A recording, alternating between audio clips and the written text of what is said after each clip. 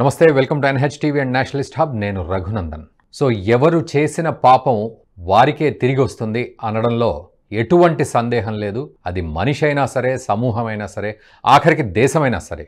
ఇప్పుడు అలాంటి పరిస్థితే పాకిస్తాన్కి వచ్చింది అని మనం ఒక బ్రాడర్ వేలో ఆలోచిస్తే మనకు అర్థమవుతుంది. ఎందుకంటే తాను పెంచి పోషించిన ఉగ్రవాదమే ఈరోజు తనపై తుపాకీ గురిపెట్టిన సందర్భం. సో దాన్ని, ఆ ఉగ్రవాదాన్ని అంతం చేస్తున్నాము అంటూ ఈరోజు పాకిస్తాన్ ఆఫ్ఘనిస్తాన్ మీద దాడి చేసింది. నిజానికి ఈ సంవత్సరంలో ఇది రెండోసారి దాడి చేసినప్పటికీ పాకిస్తాన్, బట్ ఈసారి ఆఫ్ఘనిస్తాన్ చాలా సీరియస్గా తీసుకుంది. ఖచ్చితంగా ఈ దాడికి ప్రతీకార చర్య ఉంటుంది అని ఆఫ్ఘనిస్తాన్ చెప్పిన పరిస్థితి. అయితే నిజానికి పాకిస్తాన్ ఆఫ్ఘనిస్తాన్లో ఉన్న తెహ్రీకే తాలిబాన్ అనే సంస్థకు సంబంధించిన టెర్రరిస్టుల మీద దాడి చేసే ప్రయత్నం చేసింది. నిజానికి తాలిబాన్లు అంటే ఆఫ్ఘనిస్తాన్లో ఉన్న తాలిబాన్ వేరు, పాకిస్తాన్లో ఉన్న ఈ తెహ్రీకే తాలిబాన్ వేరు. సో ముఖ్యంగా ఆఫ్ఘనిస్తాన్లో ఉన్న ఈ తెహ్రీకే తాలిబాన్ వాళ్ళ మీద దాడి చేసి ఉగ్రవాదాన్ని అంతం చేయాలనే ఉద్దేశంతో దాడి చేస్తున్నామంటూ పాకిస్తాన్ ప్రగల్భాలు పలకడం అనేది నిజంగా విడ్డూరంగా ఉంది. తాను పెంచి పోషించిన ఉగ్రవాదాన్నే ఈరోజు నిర్మూలిస్తామనడం, ఈరోజు అదే ఆఫ్ఘనిస్తాన్ ఖచ్చితంగా పగ తీర్చుకుంటామని చెప్పడం, తీరా చూస్తే పాకిస్తాన్ ఆఫ్ఘనిస్తాన్ మధ్య ఒక యుద్ధమేఘం ఏదైనా కమ్ముకుందా అన్న పరిస్థితికి వచ్చింది. నిజానికి ఇదే పాకిస్తాన్ ఆ ఉగ్రవాదాన్ని అడ్డుపెట్టుకొని భారత్ని ఎంతో టార్చర్ పెట్టిన సందర్భాలు మనం ఎన్నోసార్లు చూసాం.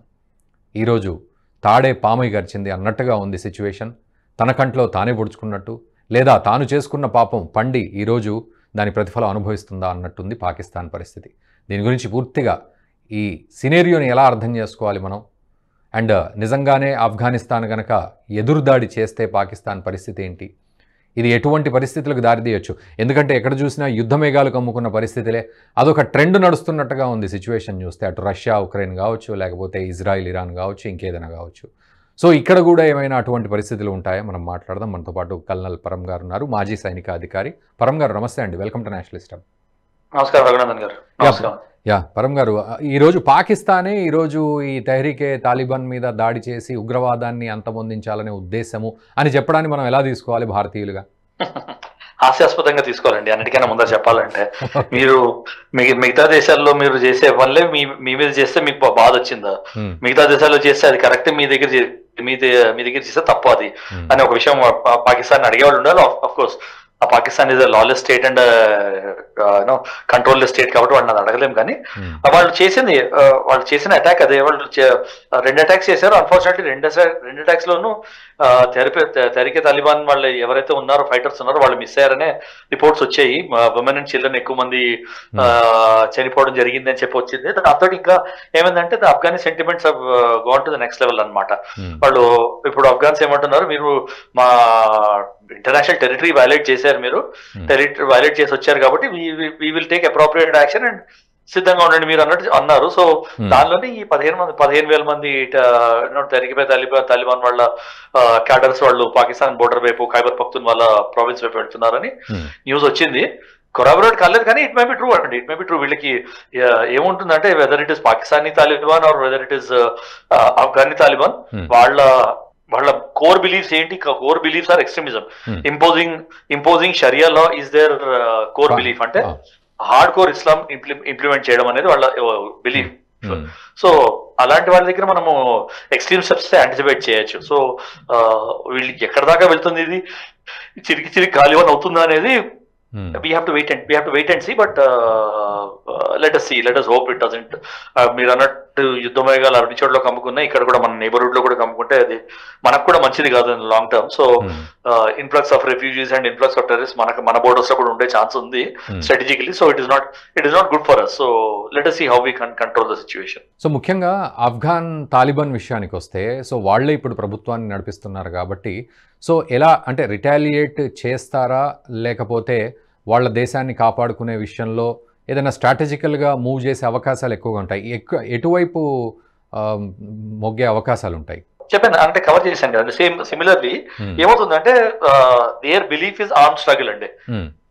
They by nature and by their core values don't believe in peace. వాళ్ళు పీస్ శాంతియుత చర్చలకు చేరిపి చేసే ఏముంటుందంటే ఎక్కడ కంట్రోల్ ఆఫ్ లా లేదు, చేతిలో వెపన్ ఉంది, వెపన్ ఉన్నవాడు అందరికన్నా పవర్ఫుల్ వాడు, అందరికన్నా ఎక్స్ట్రీమ్ థాట్స్ ఉన్నవాడు, అది వాళ్ళ that is how their leadership happen. So వీళ్ళకి ఏంటంటే ఆర్మ్డ్ ఫైట్స్ కమ్ న్యాచురల్లీ. వాళ్ళకి ఒక normal reaction armed fight, armed struggle అనేది.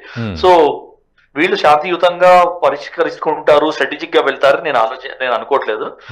నేను అనుకోవడం మాత్రం they will take some armed action, because వాళ్ళు అనడం కూడా అదే అన్నారు, మా టెరిటరీ మీద మీరు అటాక్ చేశారు, సో మేము కూడా రిటాలియేట్ చేసే హక్కు మాకుంది, మేము చేస్తాము, ఏం చేస్తాం అనేది మా చేతిలో ఉంది అన్నట్టు స్టేట్మెంట్ ఇచ్చారు వాళ్ళు. So I firmly believe they will act unless some international agency step in and వాళ్ళకి కొంచెం బుద్ధి చెప్పేటట్టు మాట్లాడితేనే కానీ ఇంత ఈజీగా సమస్యటట్టు ఈ ప్రాబ్లం ఇంత ఈజీగా సమస్యటట్టు కనిపించట్లేదండి.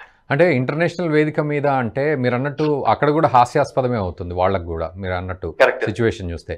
కానీ మీరు అట్ ద సేమ్ టైం ఇటు పాకిస్తాన్ కి అండ్ ఈ ఆఫ్ఘనిస్తాన్ తాలిబాన్కి ఎక్కడ చెడింది అని మనం అర్థం చేసుకోవాలి. ఎందుకంటే ఇప్పుడు ఈ తాలిబాన్ అంటే 2 కేటగిరీస్లో చూడాల్సి వస్తుంది, ఇటు పాకిస్తాన్ అటు ఆఫ్ఘనిస్తాన్.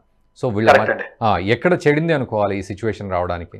లాస్ట్ 2 months లో చూసారంటే 2-3 months లో మీరు చూసారంటే పాకిస్తాన్ ఈ అటాక్ చేయడానికి కూడా కారణం ఏంటంటే వాళ్ళ సౌత్ వజీరిస్తాన్ లో ఒక అటాక్ జరిగిందండి. వాళ్ళ క్యాంప్ పాకిస్తాన్ వాళ్ళు ఏమంటారు, మా సెక్యూరిటీ పర్సన్ ఉన్న క్యాంప్ లో అటాక్ జరిగింది. ఆ అటాక్ ఏంటంటే మా సెక్యూరిటీ ఫోర్సెస్ మీద చేశారు మీరు తరికే తాలిబాన్ వాళ్ళు. సో దాంతో ఏమైందంటే మా సెక్యూరిటీ ఫోర్సెస్ మీద మీరు అటాక్ చేయడానికి వస్తే మేము కూడా రిటాలియేట్ యాక్షన్ తీసుకుంటామని అన్నారు. ఎటొచ్చి ఇది ఇంకా కొంచెం ముందరికి వెళ్తే మార్చ్ లో స్టార్ట్ అయింది. మార్చ్ లో అక్యూజ్ చేయడం, ఒకళ్ళొకళ్ళు అక్యూజ్ చేసుకోవడము. సో ఎఫెక్టివ్ గా ఏంటంటే వాళ్ళు బేసికలీ వాళ్ళ ఏదో అగ్రిమెంట్స్ మనకి బెడ్స్ కొట్టింది, వాళ్ళు మమ్మల్ని అటాక్ చేస్తున్నారని పాకిస్తాన్ వాళ్ళు మమ్మల్ని అటాక్ చేస్తున్నారు అని తహరీకే తాలిబాన్ వాళ్ళు బ్లేమ్ చేసుకోవడం జరిగింది. మార్చ్ లో మేజర్ ఇష్యూ ఏమయ్యి వీళ్ళ రిలేషన్ పాడైంది అంటే మా మీద 2 అటాక్స్ చేశారు, అన్నేమ్డ్ అటాక్స్ చేశారు పాకిస్తానీ ఫోర్సెస్ వాళ్ళు, మాకు నష్టాలు అయ్యాయి, మా ఫ్యామిలీస్ అంటే మా ఉమెన్ అండ్ చిల్డ్రన్ మీద కూడా అటాక్ చేశారు, వాళ్ళు కూడా పోయారు, సో వాళ్ళు కూడా చంపేయడం జరిగింది, దీనికి మేము యాక్షన్ తీసుకుంటామన్నారు. దాని తర్వాత వాళ్ళు ఆ వజీరిస్తాన్ లో అటాక్ చేయడము, 16 మంది సెక్యూరిటీ పర్సన్ చంపడం అవన్నీ జరిగింది. సో ఒకళ్ళకి జవాబుగా ఒకరికి ఎవరు స్టార్ట్ చేశారనేది ఇప్పుడు చెప్పడం కష్టం, కానీ ఒకరికి జవాబుగా ఒకళ్ళు అటాక్స్ చేసుకుంటున్నారు. సో ఇదంతా ఒక 1 year నుంచి నడుస్తున్న డిసగ్రిమెంట్ ఇదంతా. ఈ తాడోపేడో అని తేల్చుకునేంత లెవెల్కి వచ్చింది ఇప్పుడు. బట్ 1 year నుంచి వీళ్ళ డిసగ్రిమెంట్స్ నడుస్తున్నాయి. ఏవో వెనకాల నుంచి బ్యాక్ రూమ్ టాక్స్ చేసి వాళ్ళు రిజాల్వ్ చేసుకుందామని ట్రై చేయడం కూడా జరుగుతుంది. కానీ బిగ్గెస్ట్ ప్రాబ్లం ఏంటంటే రెండింటిలోనూ పొలిటికల్ సొల్యూషన్ తెచ్చుకుందామనే వాళ్ళకన్నా ఎక్స్ట్రీమ్ యాక్షన్ రికమెండ్ చేసేవాళ్ళు, ఎక్స్ట్రీమ్ గా రియాక్ట్ అయ్యే వాళ్ళు ఎక్కువ ఉండడంతో ఏమవుతుందంటే కంట్రోల్ చేయడం చాలా కష్టం అయిపోతుంది. So that is the reason ఇదంతా మొత్తం ఆన్ ఫైట్ కి వచ్చి రావడం అన్న దానికి అదే రీజన్ అండి. సో ముఖ్యంగా ఒక్కసారి కొంత వెనక్కి వెళ్తే నిజానికి ఈ తాలిబాన్తో పెట్టుకోవడం పాకిస్తాన్ అనేది యాక్చువల్లీ భారత్ మీద ఉసిగొల్పడానికి ఉగ్రవాదాన్ని ఎక్కువగా ఉపయోగించుకున్న పాకిస్తాన్ ఈరోజు ఎటువంటి సిచ్యువేషన్లో ఉంది అని మనం అర్థం చేసుకోవాలి? అసలు పాకిస్తాన్ ఇది ఇంప్లోడింగ్ స్టేట్ అండి.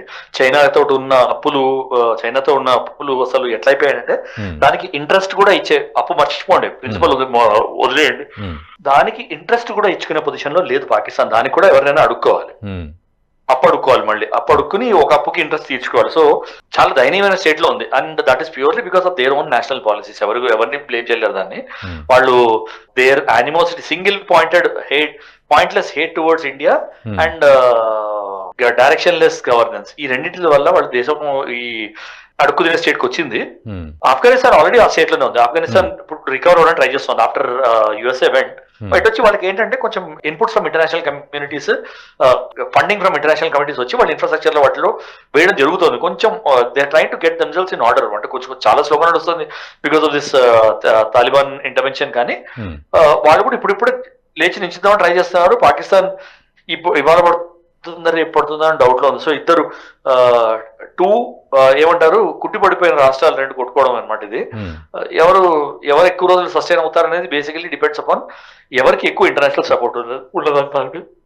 అండ్ ముఖ్యంగా భారత్ సపోర్ట్ విషయానికి వస్తే ఆఫ్ఘనిస్తాన్లో తాలిబాన్లతోటి కూడా భారత్ కొంత అనుకూలమైన వాతావరణాన్ని క్రియేట్ చేసి పెట్టుకుంది. సో ప్రధాని మోదీ సమక్షంలో ఉండి. అయితే మీరు అన్నట్టు ఇంకే దేశమైనా ఇంటర్ఫియర్ అయ్యే పరిస్థితి ఉందా ముఖ్యంగా భారత్ లాంటి దేశాలకు, లేదా వాళ్ళే చూసుకునే సిచ్యువేషన్స్, మనం జస్ట్ వెయిట్ అండ్ సీ అనే పరిస్థితే మనకు ఉంటుందా? కొన్నాళ్ళు వెయిట్ అండ్ సీ పాలసీ చేస్తారండి. స్ట్రాటజిక్ అఫైర్స్ లో, ఇంటర్నేషనల్ స్ట్రాటజిక్ అఫైర్స్ లో ఎప్పుడు వెంటనే ఇంటర్వ్యూ చేయరు ఎవరు. అంటే నేను అన్లెస్ వాళ్ళకి డైరెక్ట్ లైక్ రష్యా యుక్రెయిన్ మీద దాడి అది ఇమీడియట్ గా చేయాల్సి వచ్చింది. ఎందుకంటే లేకపోతే నాటోలో జాయిన్ అయ్యి NATO nations missiles weapon systems అన్ని వాళ్ళ బోర్డర్ వచ్చి కూర్చున్నారు. So Russia had to intervene. లేకపోతే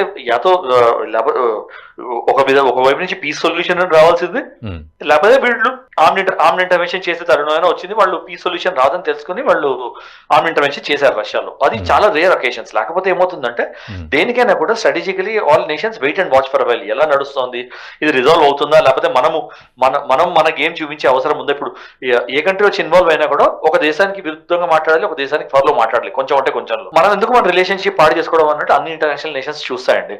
ఎటొచ్చి ఏంటంటే డైరెక్ట్ ఇంప్లికేషన్ ఉన్న కంట్రీస్ లైక్ అటువైపు ఇరాన్ కానీ, ఇటువైపు రష్యా కానీ, లేకపోతే ఇటువైపు ఇండియా కానీ డైరెక్ట్ ఇంప్లికేషన్ ఉన్న కంట్రీస్. కాబట్టి మనం ఏమంటే కొంచెం యుఎస్ఏ లాంటి కంట్రీస్ కన్నా మనం ఇంకా కొంచెం ఎక్కువ యాక్టివ్ ఉంటాం అనమాట. ఎక్కువ యాక్టివ్ ఉండి మాట్లాడుతుంటాము. వద్దు, కొట్టుకోకండి, మీకే బెనిఫిట్ ఉండదు, వెళ్ళకండి అని చెప్తుంటాము. ఎటొచ్చి కొంచెం ఇంకా యాక్టివ్ గా చేసుకోవాలంటే కొంచెం వారం 10 రోజులు ఆగి చూస్తారండి. ఆగి చూసి ఇది ఇంకా పెరుగుతోంది అంటే అప్పుడు కొంచెం యాక్టివ్ అయ్యి మెల్లగా ఇంటర్వ్యూ అవ్వడం స్టార్ట్ చేస్తారండి. As of now I don't see anybody intervening.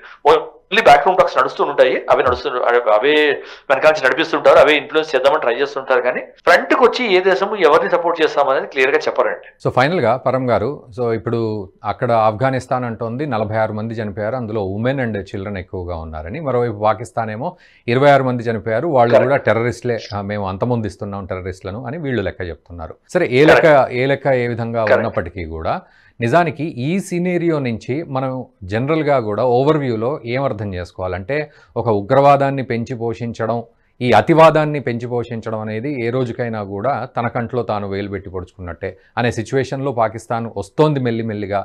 ఏదో రోజు దీనికి ఒక పరాకాష్ట తప్పదు అనే సిచ్యువేషన్స్ ని మనం అర్థం చేసుకోవచ్చా? ఎట్లా అర్థం చేసుకోవచ్చు? ఆల్రెడీ అర్థమవుతుందండి వాళ్ళకి. ఎటు వచ్చి ఏంటంటే పులి మీద స్వారీ చేయడం లాగా అనమాట. వాళ్ళు పులి మీదకి ఎక్కేశారు, తెలిసి ఎక్కారు.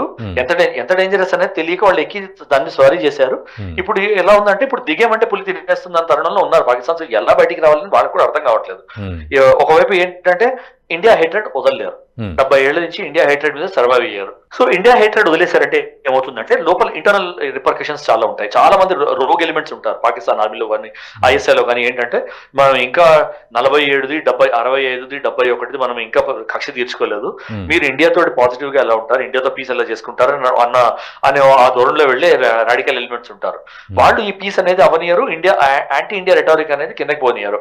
సో ఒకవైపు నుంచి ఇండియాని దూషిస్తూనే ఉండాలి, ఒకవైపు వాళ్ళు మేము డెవలప్ కూడా కావాలి అంటే కుదరని బ్యాలెన్స్ అవుతుందండి. ఎందుకంటే most of the countries outside Pakistan are doing business with India.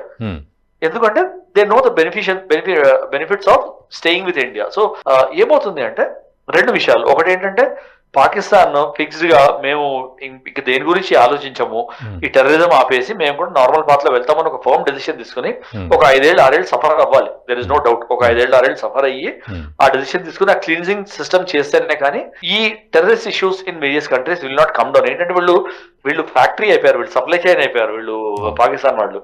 They have become the logistic supply chain to international terrorist factory. Terrorist తక్కువైనా మనుషుల్ని ఇస్తాము, వాళ్ళ దగ్గర వెపనరీ తక్కువైనా మేము వెపనరీ ఇస్తాము. అట్లా ఇంటర్నేషనల్ టెర్రరిజం కి ఎపిసెంటర్ అయిపోయిందండి పాకిస్తాన్. సో ఇది ఇప్పుడు యాజ్ ఆఫ్ నౌ వాళ్ళు తెరికే తాలిబాన్ పాకిస్తాన్ కూడా అట్లాంటిది చాలా క్లోజ్ టైజ్ ఉండేవి. సడన్ గా ఇప్పుడు వాళ్ళతో రిలేషన్ పాడైంది అంటే అది ఎట్లా అంటే మీరు పక్కలో పాలు పోసుకున్న పాము ఇవాళ కాటేలా రేపు కాటేలా అని చూస్తాను మిమ్మల్ని. అది దాని నుంచి ఎలా తప్పించుకోవాలనేది మీరు చూసుకోవాలి. అది పాకిస్తాన్ తరఫున ఇప్పుడు as of now. But Pakistan బయటపడడం చాలా కష్టం అండి సిచ్యువేషన్ నుంచి. I don't see them getting out of the situation. ఇంకా వాళ్ళకి ఇంకా సిచ్యువేషన్ ఇంకా వర్సన్ అవుతుందని అనిపిస్తుంది, looking at their politics and looking at their alignment అన్నమాట. రైట్ సార్, ఆ రెండు చూస్తే కష్టం అవుతుందని చెప్పుకోవచ్చు అండి. థ్యాంక్ యూ వెరీ మచ్ పరం గారు. సో సిచ్యువేషన్ని క్లియర్గా అర్థం చేసినందుకు thank you very much. So అదండి పరిస్థితి. మొత్తానికి అటు తాలిబాన్లతో తలగొక్కున్నట్టుగా ఉంది పాకిస్తాన్ పరిస్థితి. ఎందుకంటే వాళ్లే పెంచి పోషించిన ఉగ్రవాదం ఈరోజు వాళ్ల మీదే పగబట్టిన పరిస్థితి కనబడుతోంది. మరోవైపు పాకిస్తాన్ ఏమంటోంది, ఉగ్రవాదాన్ని రూపుమాపుతామని కొత్త రాగం వాడుతోంది. అది నిజంగానే ఇందాక పరం గారు అన్నట్లు హాస్యాస్పదంగా ఉంది. పాముకు పాలు పోసి పెంచి ఈరోజు ఆ పామునే పట్టేస్తాము మేము, లేకపోతే ఆ పామును వెళ్ళగొట్టేస్తాము, బుట్టలో వేస్తాం అన్నట్టుగా ఉంది సిచ్యువేషన్. బట్ ఏదేమైనా ఈ సిచ్యువేషన్ నుంచి పాకిస్తాన్ తప్పించుకోవడం ఇవాళ తప్పించుకున్నప్పటికీ రేపటి రోజున దీనికి తప్పని ప్రతిఫలం అయితే తప్పకుండా ఉంటుందనేది అర్థమవుతోంది. ఎందుకంటే తాలిబాన్లతోటి పాకిస్తాన్ పెట్టుకోవడం అనేది సరైన చర్య కాదు. బట్ అదే జరుగుతోంది. కాబట్టి ఏదో ఒక రోజు తాలిబాన్లు ఎదురు తిరిగే పరిస్థితి ఉంటుంది. సో ఉగ్రవాదాన్ని పెంచి పోషించిన పాకిస్తాన్కి ఈరోజు ఖచ్చితమైన గుణపాఠం వచ్చే సమయం ఆసన్నమైందనేది మాత్రం ఖచ్చితంగా అర్థమవుతోంది. అండ్ భారతీయులుగా మనం అందులో ఎటువంటి తల దూర్చకుండా వేచి చూడాల్సిన పరిస్థితి మాత్రమే మన చేతిలో ఉంది. చూద్దాం రాబోయే రోజుల్లో మరి ఎలాంటి పరిణామాలు ఉండబోతున్నాయి అనేది. మీరు కూడా ఏ పరిణామాలు ఎక్స్పెక్ట్ చేస్తున్నారనేది కామెంట్ చేయండి. ఈ వీడియోని మీ మిత్రులకు కూడా షేర్ చేయండి. Thank you very much. ఈ వీడియో మీకు నచ్చినట్టయితే లైక్ చేయండి, 10 మందికి షేర్ చేయండి. అలాగే కామెంట్ల రూపంలో మీ అభిప్రాయాలను మాతో పంచుకోండి. Nationalist hub group of channels ను సబ్స్క్రైబ్ చేసుకుని తెలుగునాట జాతీయవాద జర్నలిజాన్ని ప్రోత్సహించండి. ఈ వీడియో కింద ఉన్న బెల్ ఐకాన్ పై క్లిక్ చేయడం మర్చిపోవద్దు.